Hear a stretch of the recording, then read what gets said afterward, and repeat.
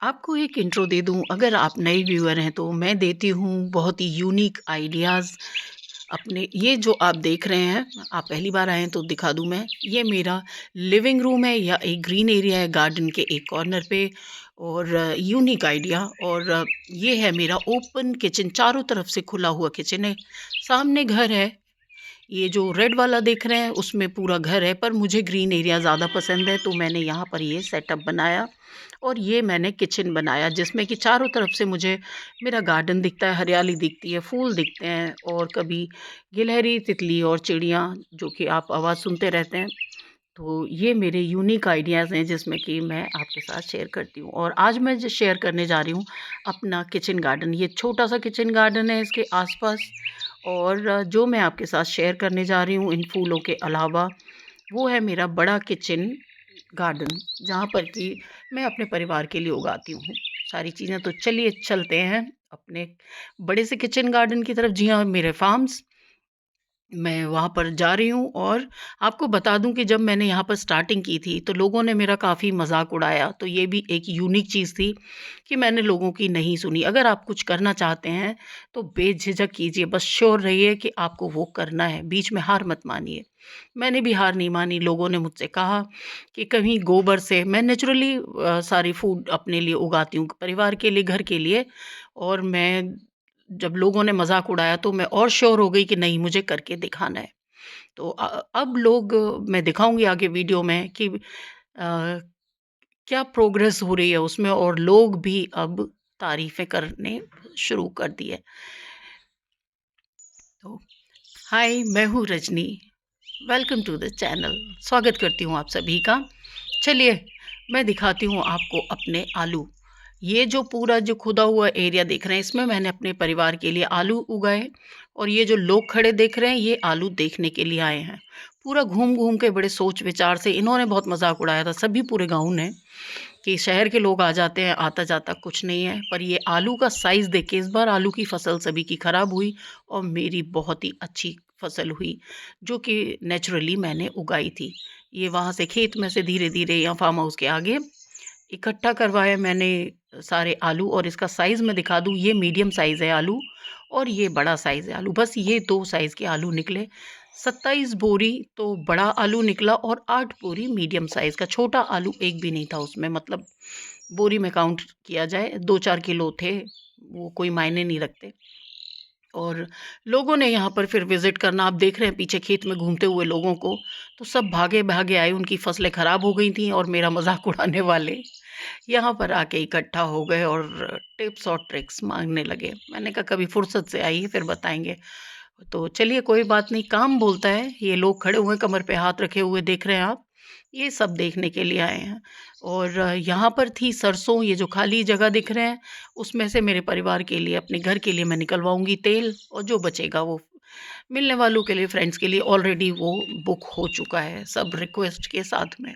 यहाँ पर मैं डलवा रही हूँ खाद। ये वो खाद है जो मैं अपने खेत में ही बनाती हूँ, मैं बाहर से कुछ भी नहीं खरीदती, बहुत कम चीज़ें हैं। खाद वाद बनाने में गुड़ वगैरह पड़ता है, इस तरह की कुछ चीज़ें, गौमूत्र वगैरह मुझे लाना पड़ता है। तो ये गोबर की वो खाद है जो मैं 21 दिन में तैयार करती हूँ और उसमें मैंने डलवाई। ये 1/4 समझिए बस खाद डालनी पड़ती है। जहाँ एक पूरा एक ट्रॉली डालते हैं तो यहाँ 1/4 ट्रॉली डालनी पड़ेगी। ये व्हीट यानी कि गेहूँ है।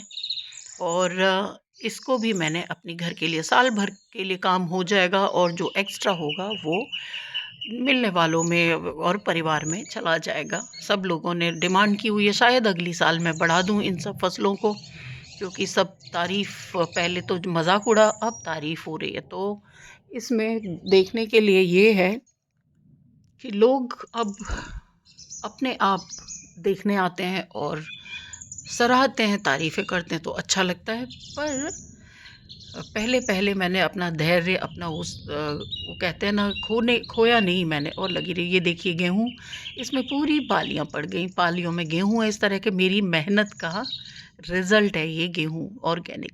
अब मुझे बाज़ार से ज़हर वाला खाना नहीं अपने परिवार को देना। अब मुझे पूरा अच्छे से ये नेचुरली उगाया उगाया है मैंने। और ये मैंने अब उस जगह पे जो खाद डल रही थी, वहाँ पर मैं डालूँगी मूँग। तो ये मैंने बीज मंगवाया है। बहुत कोशिश की मुझे देसी बीज मिल जाए, पर मुझे देसी बीज नहीं मिला क्योंकि सभी हाइब्रिड लगाते हैं। फसल ज़्यादा होती है, उपज ज़्यादा होती है इसलिए, पर मुझे मेरे परिवार के लिए चाहिए था। ये मेरा किचन गार्डन है, तो दाल अब यही मुझे इस साल उगानी पड़ेगी। वो सामने सरसों सूख रही है, जैसे कि अभी बोरियों में भरवाना है मुझे, और अपने परिवार के लिए इसमें से मस्टर्ड ऑयल, नेचुरल तेल निकलेगा। और इसके बाद में ये खाद डलने के बाद में पड़ती है, जुताई होती है खेत की। तो ये जुताई स्टार्ट हो गई है इसमें खेत में। अभी ट्रैक्टर ये जो चल रहा है, ये किसी का पैसे दे के, मतलब जो जुताई करवाते हैं, ये वो काम चल रहा है। और पूरे खेत में इस तरह से मैंने जुताई करवाई। और मेरा मन कर रहा था कि मैं ट्रैक्टर पे बैठूं। बचपन में कभी बैठा करते थे, कभी गांव जाना होता था दादी के पास, तो एक आध दिन के लिए तो बड़ा मन हुआ। पर अब बड़े हो गए ना, तो बस मन को मार के और बस खड़ी रही मैं साइड में। और ये मेरे हाथ में है मूंग का बीज। इसको मैंने, जब भी मैं काम होता है तो मैं भी साथ में मिलके काम करती हूँ, मैं बैठी नहीं रहती। मुझे मज़ा आता है इसको काम को करने में, इसीलिए मैंने ये शुरू किया। तो मैंने भी इसमें खेत के कुछ हिस्से में बीज डाले, बाकी दूसरे लोग हैं जो बीज डाल रहे हैं। मुझे बहुत ठीक तरह से आता नहीं बीज डालना, तो इसलिए मैंने ज़्यादा नुकसान ना हो, तो एक मुट्ठी बीज लेके मैंने भी हाथ ट्राई किया। कर तो हम भी सकते हैं, सीखना पड़ता है हर चीज़, तो ये भी सीख लेंगे और कर लेंगे। तो ये मूंग की दाल उगाई जा रही है, और इसमें मैं, ये कुछ 4 दिन पहले का वीडियो है जो मैंने अ, अब मैंने अपलोड किया। और अभी मैं आपको, ये मैंने दाने डाल दिए हैं इसमें।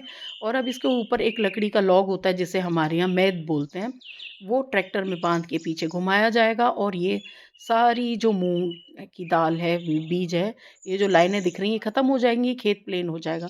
अभी भी सरसों की लकड़ियाँ दिख रही थी इसमें, और अभी भी दिख रही हैं। ये अब 4 दिन बाद का है। 4 दिन में मेरी मूंग इतनी निकल आई है, दो दो पत्ते दिखने लगे हैं, और कहीं कहीं पर अभी ज़मीन में से निकलती हुई भी दिख रही है। अभी पूरी तरह से निकली नहीं है, पर जो ज़्यादा जल्दी डेवलप हो गई है, छोटे छोटे भी दिख रहे हैं।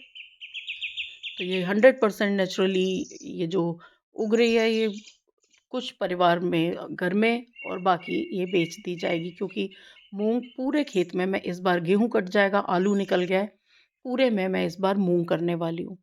और सब्जियां तो ऑफ कोर्स खीरा, ककड़ी, लौकी, तोरी, और भिंडी, पालक, धनिया, और क्या कुछ रह गया, खरबूजा, तरबूजा, ये मैंने लगा दिया है। बहुत ज़्यादा नहीं लगाया इस बार सब्जियां, पहले बहुत ज़्यादा लगा दी थी, तो वो फ़िकी गई थी, क्योंकि मैं किसी को बाँटने, जो आके ले गया वो ले गया, और घर में इतनी नहीं खा सकते, तो इस बार मैंने बहुत कम जगह पे लगाई है। दिखाऊँगी मैं आपको अगले वीडियो में।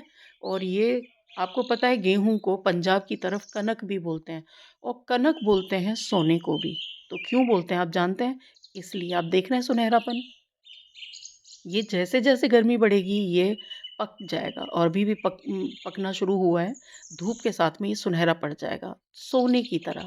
तो सोने जैसा ये मेरा गेहूं पकने लगा है, और इसको अब होली के बाद हम निकलवा देंगे, और हमारा गेहूं तैयार। और ये नहर है मेरे खेतों के किनारे, कच्चा रास्ता, बड़ा खूबसूरत लगता है रेत में जब चलो तो। पर हाँ, बारिशों में रेड़ हो जाती है, कार भी नहीं आ पाती, और पैदल भी आना मुश्किल हो जाता है, इतनी स्लिपरी मिट्टी हो जाती है कि पैर फिसलते हैं। पर ठीक है, यही मज़ा है।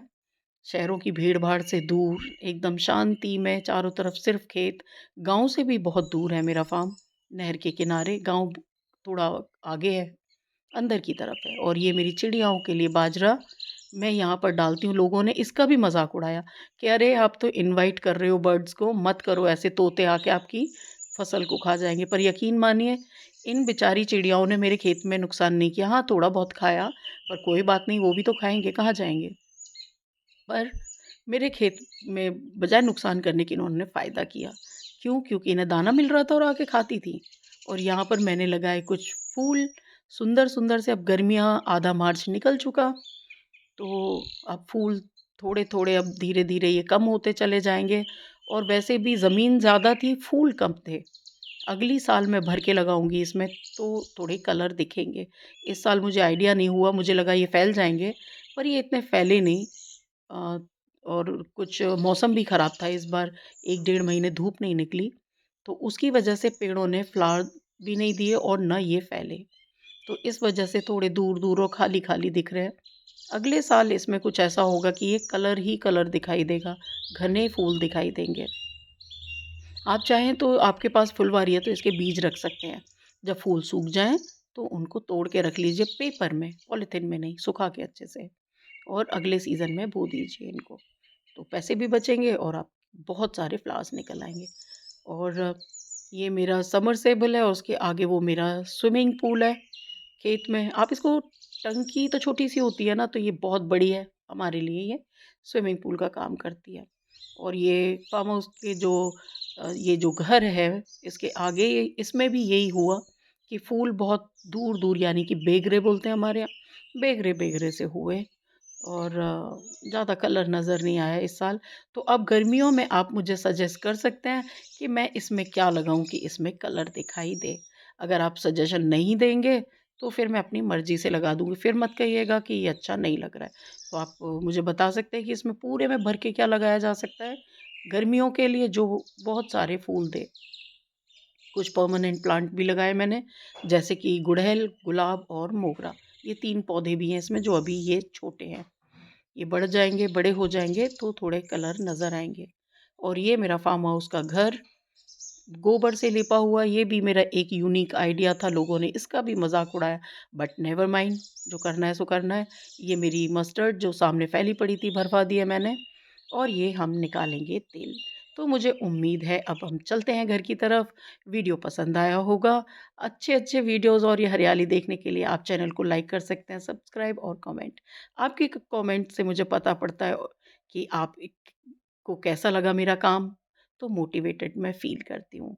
तो मुझे उम्मीद है आप कमेंट करेंगे, लाइक करेंगे और सब्सक्राइब। Stay connected.